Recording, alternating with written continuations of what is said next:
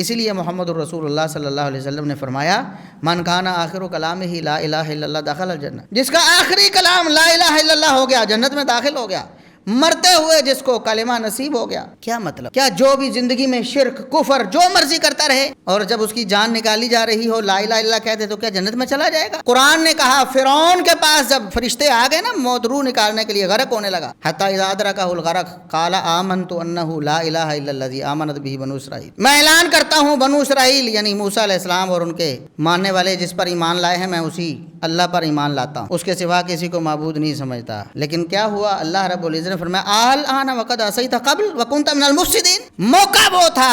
یہ آخر میں تو اظہار ہے اپنی ساری زندگی کا کہ ساری زندگی توحید پہ کاربند رہے ہو، یا جب سے اللہ نے سمجھ دی ہے توحید کی کاربند ہو گئے ہو، پھر آخر میں یہی کلمہ پڑھ کے آئے ہو تو جنت میں چلے جاؤ۔ لیکن زندگی میں کفر کیا ہے، شرک کیا ہے، اپنے آپ کو خدائی کا دعویٰ کر کے اللہ کے برابر کھڑا کیا ہے، اور اب کہہ رہے ہو کہ میں مرتے ہوئے لا الہ الا اللہ پڑھ دوں۔ فرمایا نہیں، تمہارا یہ کلمہ قبول نہیں، اس لیے توحید کو سمجھ کر زندگی میں توحید پہ کاربند ہو کر آخری میں لا الہ الا اللہ یہ کلمہ نصیب ہو گیا، جنت پکی ہے، کیونکہ یہ کلمہ اپنی ساری زندگی کی جو پیچھے ہدایت پر گزری ہے توحید پر گزری ہے اس کی گواہی دے کے آخر اپنا اختتام لا الہ الا اللہ بتا رہا ہے، یا اللہ ساری زندگی توحید پر کاربند رہا، اسی پر جان دے رہا ہو۔